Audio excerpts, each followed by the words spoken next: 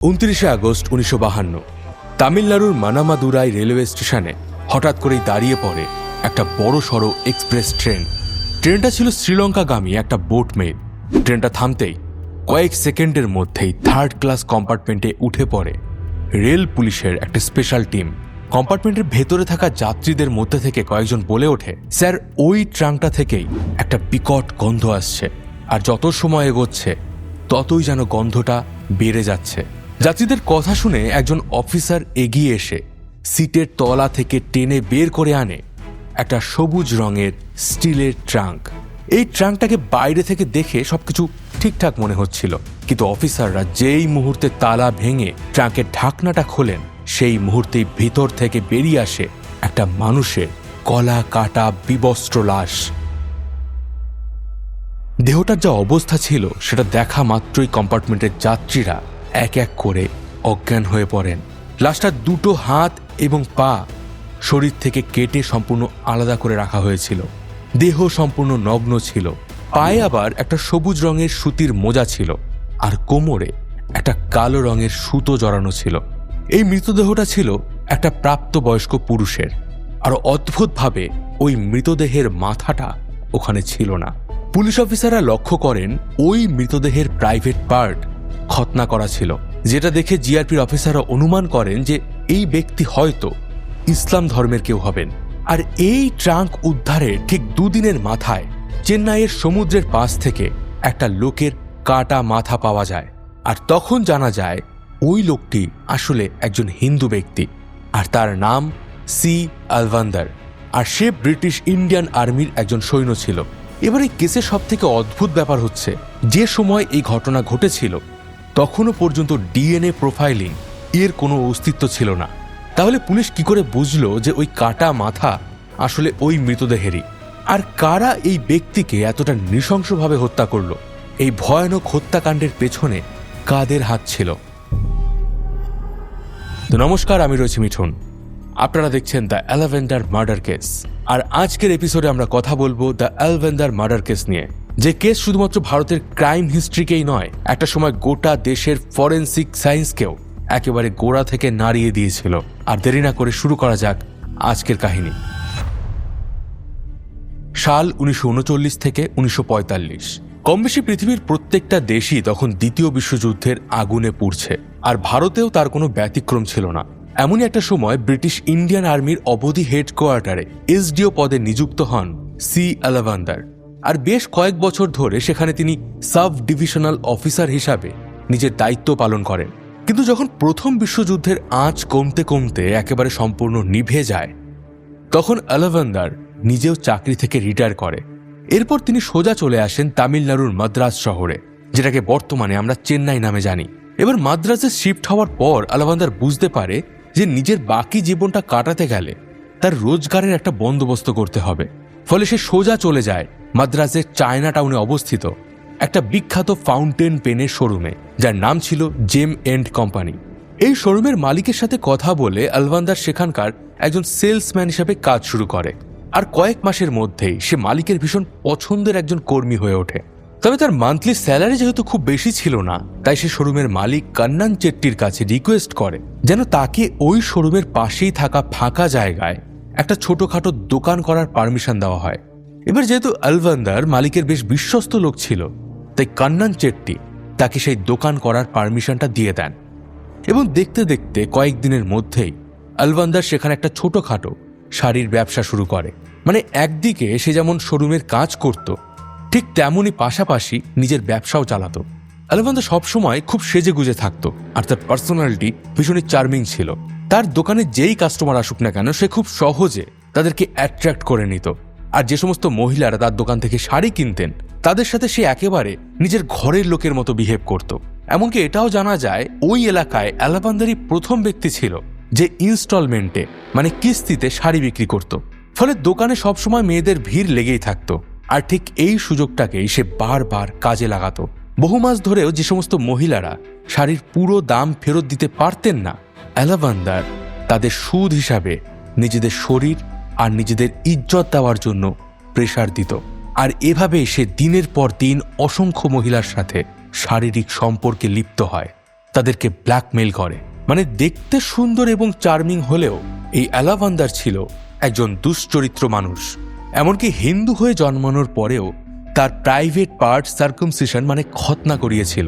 সে বিশ্বাস করত যে এই খতনা করলে একজন পুরুষের যৌন শক্তি কয়েক গুণ বেড়ে যায়। তো এইভাবেই বেশ কয়েক বছর চলার পর 1951 সালের মাঝামাঝির দিকে তার সাথে পরিচয় হয় দেবকী মেনন নামের একজন মহিলার। মূলত দেবকী ছিলেন একজন পেশায় হিন্দির শিক্ষিকা। তাছাড়া তিনি বেশ কিছু সামাজিক কাজকর্মের সাথেও যুক্ত ছিলেন। আসলে ওই বছরের আগস্ট মাসে দেবকী যখন জেম অ্যান্ড কোম্পানিতে একটা ফাউন্টেন পেন কেনার উদ্দেশ্যে গিয়েছিলেন, তখন সেখানেই তার সাথে প্রথমবারের মতো আলাপ হয় সি আলভান্দারের সাথে। এবং কয়েক মিনিটের আলাপেই আলভান্দার দেবকীকে এতটাই প্রভাবিত করে ফেলেছিল যে ওই দিনের পর থেকে সে মাঝে মাঝেই শোরুমে আসতে শুরু করে। এমনকি কয়েক মাস পর থেকে তারা একসাথে বিভিন্ন জায়গায় ঘুরতে যেত। আর এভাবেই তাদের মধ্যে একটা গভীর প্রেমের সম্পর্ক গড়ে ওঠে। অক্টোবরের দিকে আলভান্দার একদিন দেবকীকে নিয়ে পৌঁছে যায় মাদ্রাজের ব্রডওয়ে এলাকার একটা আলিশান লজে। আর সেখানেই প্রথমবারের মতো তাদের মধ্যে একটা শারীরিক সম্পর্ক হয়। তবে এই একটা বারই নয়, এরপর মাঝে মাঝেই তারা ভুয়ো পরিচয় দিয়ে বিভিন্ন হোটেলে গিয়ে উঠত আর শারীরিক সম্পর্ক করত। মানে বলতে পারেন দুজনের মধ্যে একেবারে মাখো মাখো একটা প্রেমের সম্পর্ক ছিল। এভাবেই কয়েক মাস কাটার পর দেবক একদিন জানতে পারে সে এতদিন ধরে যার সাথে ঘুরে বেরিয়েছে সেই আলভান্দার তাকে ঠকাচ্ছে। আদতে সে বিবাহিত, তার দুটো ছোট ছোট বাচ্চা আছে। আর শুধু তাই নয়, দেবকীর মতোই প্রচুর মেয়েকে সে প্রেমের জালে ফাঁসিয়ে তাদের সাথে শারীরিক সম্পর্কও করেছে। এরকম একটা ভয়ানক সত্য সামনে আসার পর দেবকীর মাথায় যেন বাজ ভেঙে পড়ে। এক নিমিষেই তার সবকিছু যেন তছনছ হয়ে পড়ে। সে ঠিক করে সে একটু একটু করে আলভান্দারের জীবন থেকে দূরে সরে যাবে। দেখা করা, ঘুরতে যাওয়া, চিঠি লেখা, সে সব কিছুই কমপ্লিটলি বন্ধ করে দেয়। এবং 1952 সালের একদম শুরুর দিকেই দেবকী আর আলভান্দার পুরোপুরিভাবে আলাদা হয়ে যায়। তবে দেবকী এই সম্পর্ক থেকে সরে গেলেও আলভান্দার কিন্তু সেটা কোনোভাবেই মেনে নিতে পারছিল না। তাই বিচ্ছেদের পরেও সে বারবার দেবকীর বাড়িতে তার সাথে দেখা করতে যেত, চিঠি লিখত, এমনকি রাস্তাঘাটে তাকে বিরক্তও করত, যেটা দেবকী একেবারে সহ্য করতে পারছিল না। ফলে দেবকী সিদ্ধান্ত নেয় সে এবার বিয়ে করে নেবে। সেই মতো 1952 জুন মাসেই দেবকী বিয়ে করে নেয় প্রভাকর মেনন নামের এক ব্যক্তিকে। এবার এই প্রভাকরের একটু পরিচয় আপনাদেরকে দেই। প্রভাকর ছিল মাদ্রাসের প্রিমিয়ার ইন্স্যুরেন্স কোম্পানির একজন ক্লার্ক। বিয়ের পর সে ক্লার্কের চাকরি ছেড়ে ফ্রিডম নামে একটি পত্রিকায় সম্পাদকের কাজ করছিল। বিয়ের প্রথম একটা মাস প্রভাকর আর দেবকীর মধ্যে সবকিছু একেবারে ঠিকঠাকই ছিল। কিন্তু হঠাৎ করেই আলভান্দার আবারও দেবকীকে ডিস্টার্ব করতে শুরু করে। ডিস্টার্ব বললে হয়তো ভুল হবে, সে রীতিমতো দেবকীকে ব্ল্যাকমেল করতে থাকে। একদিন তো সে দেবকীকে বলে বসে দেবকী যদি তার সাথে দেখা না করে এবং তাদের মধ্যেকার সম্পর্ককে এগিয়ে না নিয়ে যায়, তাহলে তাদের ঘনিষ্ঠ মুহূর্তের সমস্ত পুরনো ছবিগুলো সে দেবকীর হাজব্যান্ড প্রভাকরকে দেখিয়ে দেবে। আর তার ফলটা যে খুব একটা বেশি ভালো হবে না, এটা যেন দেবকী মনে রাখে। আলভান্দারের এই ব্ল্যাকমেলের কারণেই দেবকী বাধ্য হয়ে মাঝে মাঝেই তার সাথে দেখা করত। এমনকি একদিন আলভান্দার মাদ্রাসের এক হোটেলে নিয়ে গিয়ে তার সাথে জোর করে ফিজিক্যাল হতে চেয়েছিল, কিন্তু কোনো ক্রমে দেবকী সেখান থেকে পালিয়ে আসে। এবার দেবকী যে এরকম হঠাৎ হঠাৎ করে বাড়ি থেকে বেরিয়ে যেত, সেটা তার হাজব্যান্ড প্রভাকর অনেকদিন ধরেই লক্ষ্য করছিল। সেই ব্যাপারে দেবকীকে অনেকবার প্রশ্নও করে, কিন্তু প্রত্যেকবারই সে তার প্রশ্নগুলো এড়িয়ে যেত। আর এটা নিয়েই তাদের মধ্যে মাঝে মাঝেই ঝামেলা শুরু হয়। এই ঝামেলা একেবারে চরম পর্যায়ে গিয়ে পৌঁছায় জুলাই মাসের মাঝামাঝি, যখন দেবকী তার হাজব্যান্ডকে সাথে নিয়ে জেম অ্যান্ড কোম্পানির সেই শোরুমে যায়, মানে যে শোরুমে আলভান্দার কাজ করত। এবার প্রশ্ন হলো, দেবকী তো জানতো যে ওখানে তার পুরনো প্রেমিক আলভান্দার কাজ করে, তাহলে সে কেন ওই শোরুমে গেল? বেশ কিছু ক্রাইম জার্নাল অনুযায়ী প্রভাকর যে ফ্রিডম পত্রিকায় কাজ করত, সেখানে তার বিজ্ঞাপন দেওয়ার জন্য বেশ কিছু সে ক্লায়েন্ট খুঁজছিল। তখন দেবকী নিজে থেকেই তাকে জেম অ্যান্ড কোম্পানির শোরুমে নিয়ে গিয়েছিল। আর এখানেই প্রভাকরের সাথে প্রথমবার দেখা হয় আলভান্দারের। আর এই প্রথম দেখাতেই আলভান্দার তার সাথে এমনভাবে বিহেভ করতে শুরু করে যেন সে তার ওয়াইফকে এবং তাকে জন্মান্তর ধরে চেনে। এমনকি সে প্রভাকরকে নানাভাবে টিজ করতে থাকে তাদের নতুন বিয়ে নিয়ে। এছাড়াও সে দেবকীর বিষয়ে কথা বলতে বলতে এমন সমস্ত কিছু জানায় যেগুলো প্রভাকর আগে কখনো শোনেনি। ফলে ওই দিনই প্রভাকরের মনের মধ্যে সন্দেহের একটা বীজ বাড়তে থাকে। বাড়ি গিয়ে দেবকীর উদ্দেশ্যে সে প্রথম যে প্রশ্নটা করে সেটা হচ্ছে, এই আলভান্দার আসলে কে? দেবকী তাকে কিভাবে চেনে? তাদের মধ্যে কি সম্পর্ক রয়েছে? আর সবচেয়ে বড় কথা, সে তার ব্যাপারে এত কিছু কিভাবে জানে, যেগুলো তার বিয়ে করা হাজব্যান্ড পর্যন্ত জানে না? দেবকী প্রভাকরকে শান্ত করার জন্য বলে যে সে বহু বছর ধরেই ও শোরুমে ফাউন্টেন পেন কিনে আসছে। তাছাড়া বেশ কয়েকবার আলভান্দারের থেকে সে শাড়িও কিনেছিল, তাই আলভান্দার তাকে খুব ভালোভাবে চেনে। এর বাইরে তাদের মধ্যে আর কোনো সম্পর্ক নেই। কিন্তু প্রভাকর সেদিন এতটাই উত্তেজিত হয়ে পড়েছিল যে সে দেবকীর একটা কথাও বিশ্বাস করেনি, বা বলতে পারেন প্রভাকরের সিক্সথ সেন্স সেদিন কাজ করছিল। তার মনে হচ্ছিল যে কোথাও তো একটা গড়বড় রয়েছে, তাই সে বারবার তার ওয়াইফকে ফোর্স করতে থাকে সত্যি কথাটা বলার জন্য। এবার দেবকী কেন সবকিছু জেনে বুঝে ওই শোরুমে প্রভাকরকে নিয়ে গেল যেখানে তার পুরনো প্রেমিক কাজ করছিল? প্রভাকর যে পত্রিকার সম্পাদক ছিল, সেই পত্রিকা চালাতে গেলে তার কিছু ইমিডিয়েটলি স্পন্সরশিপ এবং অ্যাডভার্টাইজমেন্টের প্রয়োজন ছিল। আর তাদের ওই এলাকায় যেহেতু জেম অ্যান্ড কোম্পানির বিজনেস মডেল সব থেকে বড় ছিল, তাই দেবকী ভেবেছিল যে ওই শোরুমের মালিক হয়তো বিজ্ঞাপনের বদলে একটা বড়সড় অঙ্কের টাকা তাদেরকে দেবে। তাই সাত পাঁচ চিন্তা না করেই সে প্রভাকরকে নিয়ে চলে যায় জেম অ্যান্ড কোম্পানি সেই শোরুমে। এরপর থেকে বেশ কয়েকদিন ধরে প্রভাকর আর দেবকীর মধ্যে ঝামেলা চলতে থাকে। 27শে আগস্ট তারা একটা সিনেমা দেখতে যায় মাদ্রাসার মিনার্ভা থিয়েটারে। কিন্তু সেই থিয়েটারে বসেও প্রভাকর দেবকীকে কন্টিনিউয়াসলি আলভান্দারের ব্যাপারে জিজ্ঞাসা করছিল। ফলে রেগে মেগে দেবকী শো শেষ হওয়ার আগেই সেখান থেকে বেরিয়ে যায়, আর একটা রিক্সা ধরে তারা ডিরেক্ট চলে আসে রয়াপুরাম এলাকায় থাকা তাদের ভাড়া বাড়িতে। আর দরজা খুলতেই দেবকী চিৎকার করে কাঁদতে শুরু করে। সেই মুহূর্তে তার মাথায় শুধু একটাই জিনিস ঘুরছিল, সে তার পাস্ট লাইফের ব্যাপারে প্রভাকরকে কিভাবে বলবে। কিন্তু তবুও দেবকী সেদিন সাহস করে তার হাজব্যান্ডকে সবকিছু বলে। সে জানায় আলভান্দারই ছিল তার প্রাক্তন প্রেমিক, যে ভদ্রলোকের মুখোশ পরে তাকে প্রেমের জালে ফাঁসিয়েছে, দীর্ঘদিন ধরে তার শরীরের সাথে খেলা করে গেছে। দেবকী এটাও বলে যে বিচ্ছেদের পরেও আলভান্দার প্রত্যেক মুহূর্তে তাকে বিরক্ত করত, এমনকি বিয়ের পরেও সে তাকে ছাড়েনি, ক্রমাগত তাকে ব্ল্যাকমেল করে গেছে। ফলে বাধ্য হয়েই মাঝে মাঝেই তাকে আলভান্দারের সাথে দেখা করতে যেতে হতো। দেবকীর সমস্ত কথা প্রভাকর মন দিয়ে শোনে, আর তারপর সে একটাই কথা বলে, তুমি এই কথাগুলো আমাকে আগে বলনি কেন? দেবকী উত্তর দেয়, নিজের সম্মান বাঁচানোর জন্য। এরপর কয়েক মিনিট তাদের মধ্যে নীরবতা ছিল। দুজনেই যেন তাদের মুখের ভাষা হারিয়ে ফেলেছিল। বেশ কিছুক্ষণ পর একটু ধাতস্থ হয়ে প্রভাকরই দেবকীর কাঁধে হাত রেখে তাকে জিজ্ঞাসা করে, তুমি কি আলভান্দারের থেকে পার্মানেন্টলি মুক্তি চাও? দেবকী চোখের ইশারায় উত্তর দেয়, হ্যাঁ চাই। এরপর প্রভাকর বলে, তাহলে কালই তুমি আলভান্দারকে আমাদের বাড়িতে ডাকো, আমরা দুজনে ওর সাথে মুখোমুখি বসে কথা বলে সবটা মিটিয়ে নেব। আর এই ব্যাপারটা নিয়ে তোমার এত টেনশন করতে হবে না, কালই সব ঠিক হয়ে যাবে। প্রভাকর যে তার স্ত্রীর অতীতকে এতটা পজিটিভলি অ্যাকসেপ্ট করবে সেটা দেবকী স্বপ্নেও ভাবেনি। তাই প্রভাকরের এই কথা শেষ হতেই সে তাকে শক্ত করে জড়িয়ে ধরে আর কান্নায় ভেঙে পড়ে। আর এভাবেই তাদের মধ্যে থাকা সমস্ত ভুল বোঝাবুঝিগুলো ওই রাতেই ঠিক হয়ে যায়। পরের দিন মানে 28শে আগস্ট বেলা 1টার দিকে দেবকী পৌঁছে যায় সেই ফাউন্টেন পেনের শোরুমে। আর সেখানে গিয়ে সে আলভান্দারকে সাইডে ডেকে জিজ্ঞাসা করে, তুমি কি আজ একবার আমার বাড়িতে আসতে পারবে? আমি চাই আমাদের মধ্যে থাকা সমস্ত ঝামেলাগুলো আজই মিটিয়ে নিতে, তাই পারলে আজ দুপুরের দিকে একবার আসো। এই কথা বলেই দেবকী ওখান থেকে চলে যায়। এবার দেবকী যেহেতু সামনে এসে আলভান্দারকে তার বাড়িতে ইনভাইট করে গেছে, তাই আলভান্দার ভাবে দেবকী হয়তো তাকে মিস করছে। তাই সে বেশি দেরি না করে দুপুর 1টার দিকেই শোরুম ছেড়ে বেরিয়ে যায়।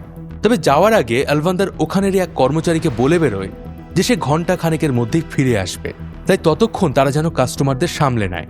আসলে আলভান্দার প্রত্যেক দিনই নিজের বাড়িতে ঠিক ওই সময়ের আশেপাশে লাঞ্চ করতে যেত, তাই জেম অ্যান্ড কোম্পানির মালিক বা তার কর্মচারীরা কেউ এই ব্যাপারটাকে অতটা গুরুত্ব দেয়নি। এরপর মোটামুটি আধ ঘন্টার মধ্যেই আলভান্দার পৌঁছে যায় রয়াপুরামে সিমেট্রি রোডের পাশে থাকা সেই বাড়িতে যেখানে দেবকী তার হাজবেন্ডের সাথে থাকত। ঘরে ঢুকে আলভান্দার প্রথমে দেবকীর বেডরুমে থাকা একটা খাটের উপর বসে পড়ে। তারপর প্রশ্ন করে যে দেবকীর হাজবেন্ড মানে প্রভাকর কোথায়। আলভান্দারের কথা শুনে এবং তার চোখ দুটো দেখে দেবকী বুঝতে পারছিল যে খুব ভালো মতোই নেশা করে এসেছে। তাই সে আলভান্দারের কথার খুব একটা বেশি গুরুত্ব দেয় না। কিন্তু কোথাও আশেপাশে প্রভাকরকে দেখতে না পেয়ে আলভান্দার ভাবে দেবকী সম্ভবত বাড়িতে একাই রয়েছে, আর সে হয়তো তার সাথে শারীরিক সম্পর্ক করার জন্য তাকে বাড়িতে ডেকেছে। সে মুহূর্তের মধ্যেই দেবকীর হাত টেনে ধরে আর তাকে বিছানায় ফেলে তার সাথে অপকর্ম করার চেষ্টা করে।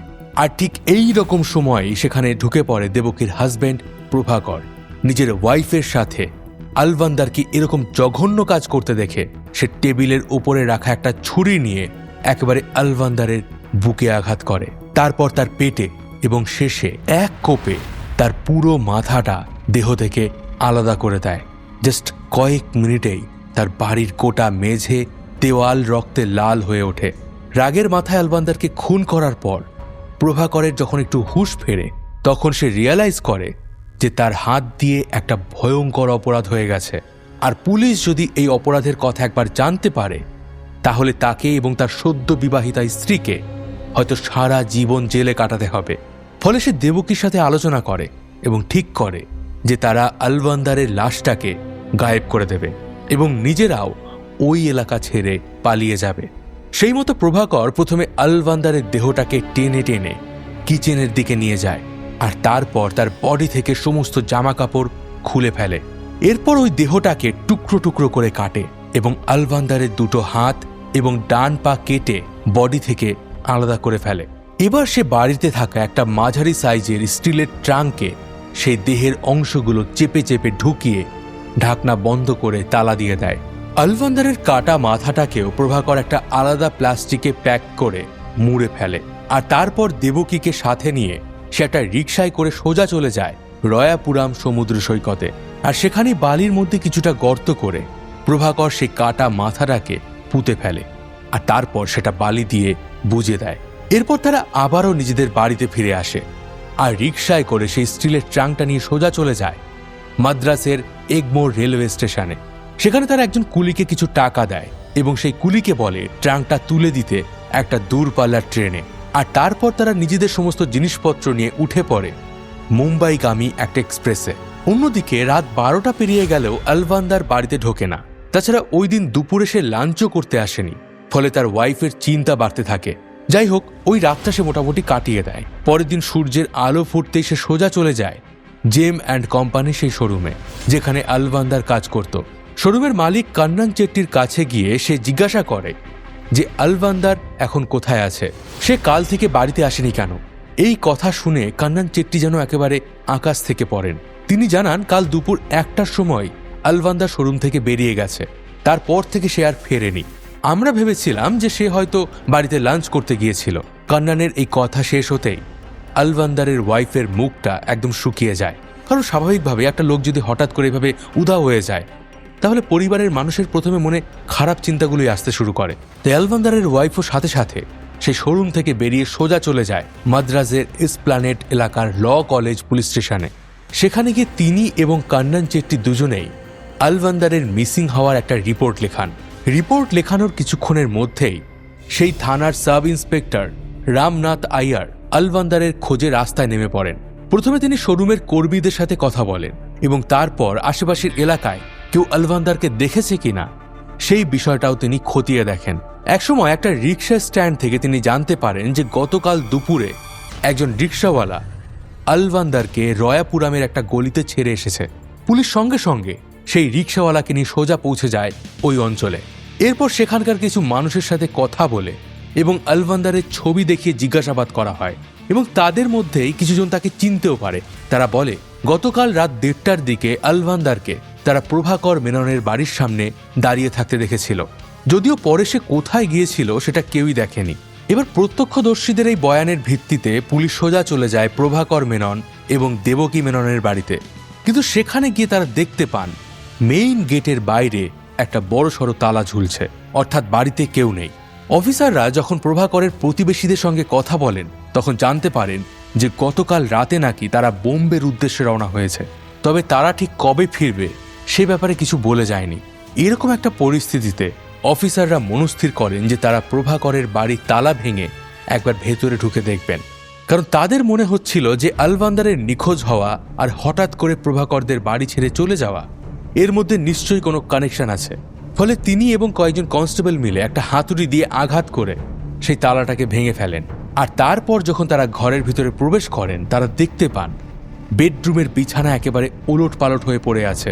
ঘরের মেঝেটা মোটামুটি পরিষ্কার, কিন্তু রান্নাঘরের দেওয়ালে কিছু রক্তের ছিটে লেগে আছে। তাছাড়া পাথরের তৈরি একটা গ্রাইন্ডারের নিচেও বেশ খানিকটা রক্ত পড়ে আছে।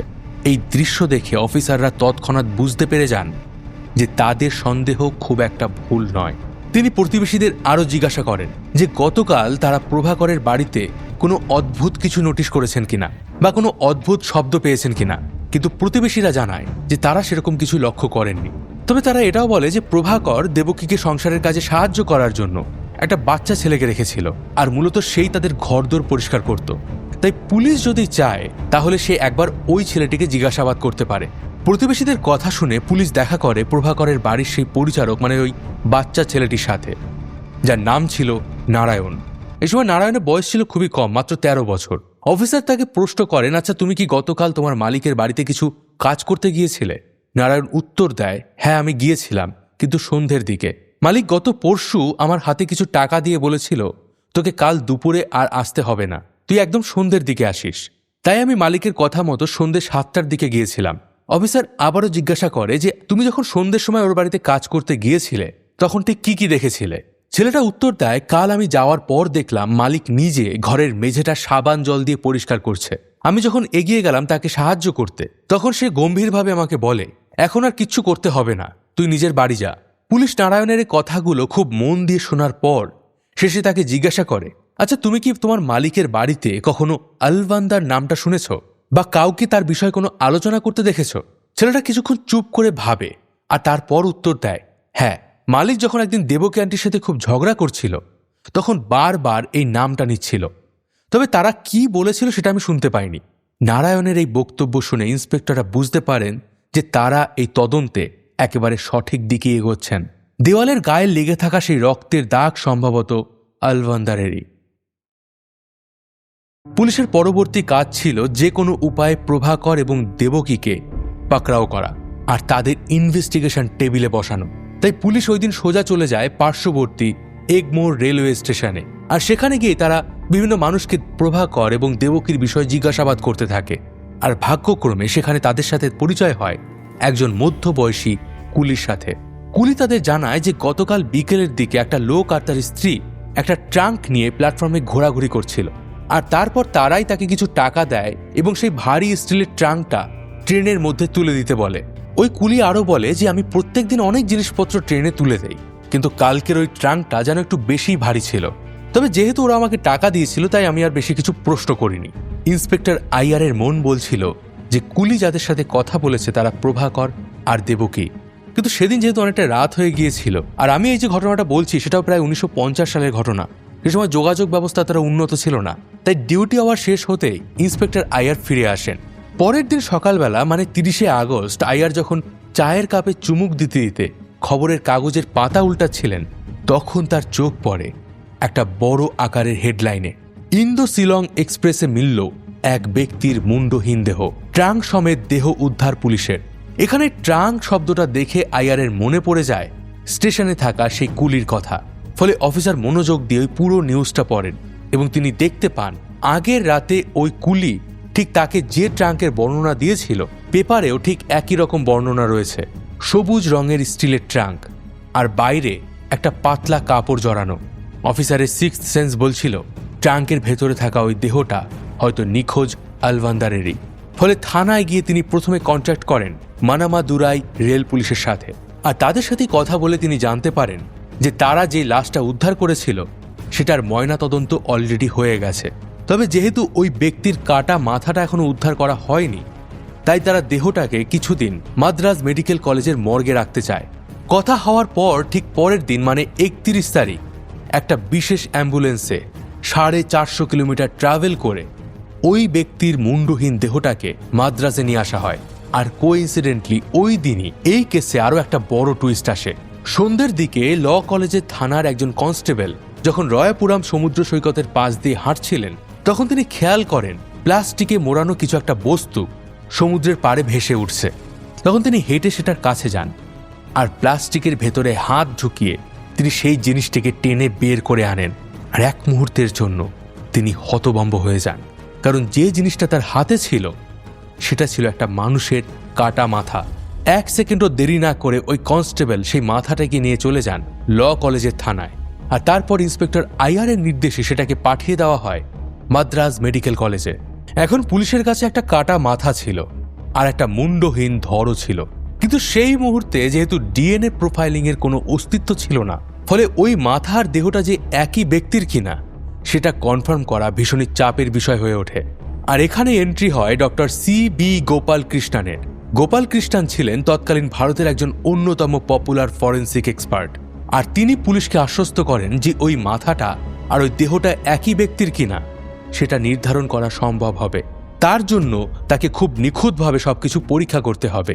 পুলিশের কাছ থেকে তিনি বেশ কিছুটা সময় নিয়ে নেন। তারপর তিনি খুব সাবধানে ওই কাটা মাথাটাকে দেহের সাথে জোড়া লাগান। তারপর তিনি লক্ষ্য করেন যে ওই ব্যক্তির খুলির সার্ভিক্যাল ভার্টিবার সাথে তার ঘাড়ের ভার্টিবা একদম একই অ্যাঙ্গেলে যুক্ত হয়ে গেছে, মানে মেডিকেল সায়েন্সের ভাষায় যাকে বলে বোন অ্যাগেনস্ট বোন। আর এর মাধ্যমে তিনি কনফার্ম করেন যে ওই দেহাংশগুলো ওই একই ব্যক্তির। তবে মাথা আর দেহটা একই ব্যক্তির সেটা কনফার্ম হলেও এটা জানা বাকি ছিল যে ওই ছিন্ন বিচ্ছিন্ন লাশটা আলবান্দারেরই কিনা। ফলে অফিসার আইয়ার স্পেশাল পারমিট করিয়ে মাদ্রাজ মেডিকেল কলেজের ফরেন্সিক ল্যাবে নিয়ে আসেন আলবান্দারের ওয়াইফকে। আর তারপর তাকে সেই কাটা মাথাটা এবং দেহের টুকরো টুকরো অংশগুলো দেখানো হয়। মুহূর্তের মধ্যেই আলবান্দারের স্ত্রীর 2 চোখ যেন ঝাপসা হয়ে ওঠে, কারণ ওটা ছিল তার স্বামীরই দেহ। লাশটার কানে থাকা ছিদ্র, মাড়িতে থাকা একটা নকল দাঁত আর প্রাইভেট পার্টসে ক্ষত না দেখে আলবান্দারের ওয়াইফ আইডেন্টিফাই করে যে সেটা আলবান্দারেরই দেহ। আর শুধু তাই নয়, পুলিশের কাছে যেহেতু খবর ছিল যে আলবান্দার ব্রিটিশ ইন্ডিয়ান আর্মির একজন প্রাক্তন SDO, তাই তার পুরনো রেকর্ড ঘেটে সেখান থেকে আলবান্দারের বুড়ো আঙুলের একটা ছাপও কালেক্ট করে আনে।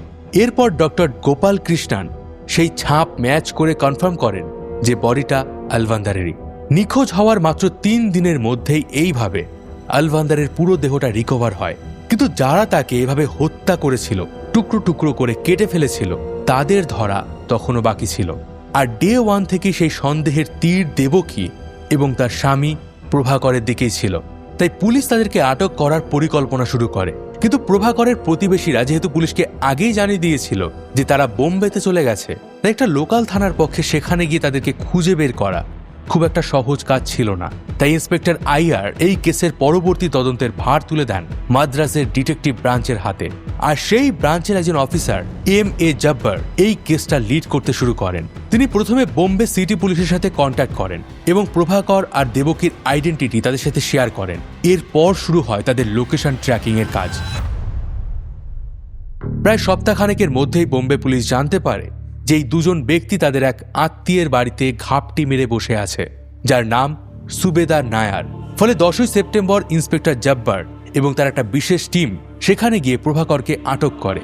আটকের সময় প্রভাকরের জামার বুক পকেট থেকে আলবান্দারেরই একটা পেন পাওয়া যায়, যেটা পরবর্তীতে তাদেরকে দোষী সাব্যস্ত করতে সাহায্য করেছিল।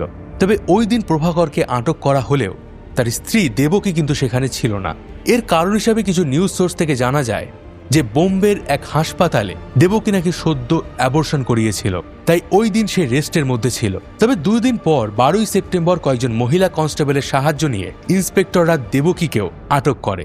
এরপর স্বামী এবং স্ত্রী দুজনকেই একসাথে মাদ্রাজে নিয়ে আসা হয়। ফৌজদারি কার্যবিধি বা CRPC নিয়ম অনুযায়ী গ্রেপ্তারির পরের দিনই পুলিশ দেবকী আর প্রভাকরকে মাদ্রাজের ম্যাজিস্ট্রেট কোর্টে পেশ করে। আর ম্যাজিস্ট্রেট এই 2 জনকে পুলিশের হেফাজতে থাকার নির্দেশ দেয়। এরপর কয়েক মাসের মধ্যেই ডিটেকটিভ ব্রাঞ্চ এই ঘটনার প্রাথমিক তদন্ত শেষ করে আর কেসটাকে মাদ্রাজ হাইকোর্টে প্রডিউস করে। যদিও ঠিক কোন মাসে এই মামলার প্রপার শুনানি শুরু হয়েছিল সেটার কোনো উল্লেখ আমরা পাইনি। তবে এটা জানা যায় যে এই কেসটা হ্যান্ডেল করছিলেন জাস্টিস S পাঙ্কাপাগেশা আইয়ার, আর তদন্তকারীরা মূলত তার সামনে সমস্ত সাক্ষ্য প্রমাণ সাবমিট করেছিল। চার্জশিট জমা করার পাশাপাশি মূল তদন্তকারী অফিসার দেবকী এবং প্রভাকরের বিরুদ্ধে আদালতে মোট 50 জন সাক্ষীকে পেশ করে। সাক্ষ্য দেন আলবান্দারের স্ত্রী, তার মালিক কান্নান চেট্টি, প্রভাকরের বাড়ির পরিচারক এবং রেল স্টেশনের সেই কুলিও। এছাড়া তদন্তকারীরা ধরে আনেন সেই রিক্সাওয়ালাকে যে ওই ঘটনার দিন আলবান্দারকে প্রভাকরের বাড়ি পর্যন্ত নিয়ে গিয়েছিল। এমনকি আদালতে আরও একজন রিকশা চালকের বয়ান রেকর্ড করা হয়, যার রিকশায় চেপে প্রভাকর আলবান্দারের কাটা মাথাটা নিয়ে গিয়েছিল সমুদ্র সৈকতে। তদন্তের সময় অফিসাররা ব্রডওয়ে রোডের পাশে থাকা একটা ছোট্ট গার্ডেন থেকে রক্তমাখা ছুরি এবং রক্তমাখা একটা কাপড় উদ্ধার করেছিলেন, আর সেগুলোকেও তারা আদালতে পেশ করেন। বিচারক যখন আলবান্দারের ফরেন্সিক রিপোর্টে স্টাডি করছিলেন, তখন তিনি দেখতে পান আলবান্দারের শরীরে আফিমের উপস্থিতির প্রমাণ মিলেছে। আর যারা আলবান্দারকে খুব কাছ থেকে চিনত, তারাও কোর্টে দাবি করেছিল যে আলবান্দার নাকি তার যৌন শক্তি বাড়ানোর জন্য দীর্ঘদিন ধরেই আফিমের নেশা করত।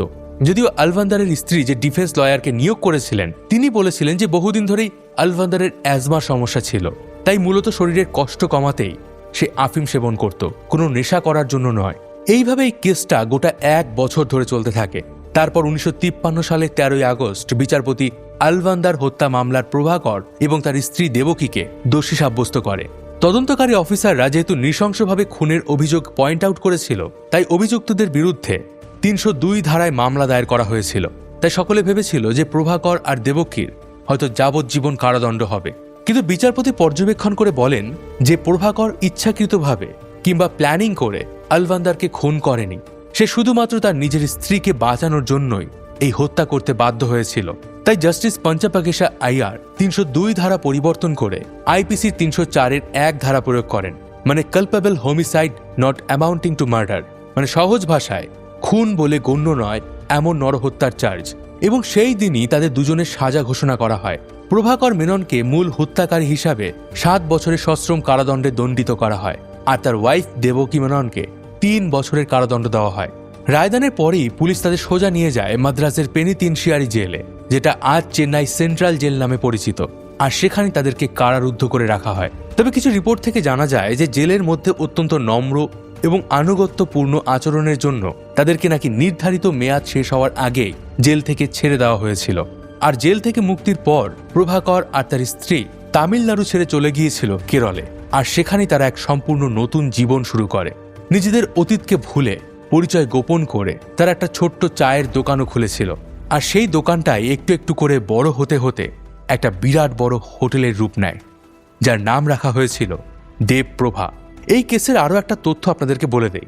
যেহেতু ডিএনএ প্রযুক্তি ব্যবহার না করে শুধুমাত্র বোন স্ট্রাকচার বিশ্লেষণ করেই ফরেন্সিক বিশেষজ্ঞ ডক্টর গোপাল কৃষ্ণন প্রমাণ করে দিয়েছিলেন যে এই উদ্ধার হওয়া মাথা এবং ধর একই ব্যক্তির, তাই এই মামলাকে ভারতের ফরেন্সিক বিজ্ঞানের ইতিহাসের একটা গুরুত্বপূর্ণ মাইল ফলক হিসাবে ধরা হয়।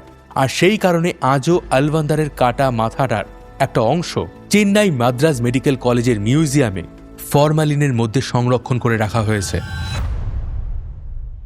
তো কেমন লাগলো আজকে আমাদের এই এপিসোড? এই পুরো ঘটনা শুনে আপনাদের কি মনে হয়? এই মামলায় আসল দোষীকে দেবপ্রভা মানে দেবকী আর প্রভাকর, নাকি সেই আলবান্দার যে নিজের শরীরের লোভ আর পশুত্বকে বিসর্জন দিতে পারেনি?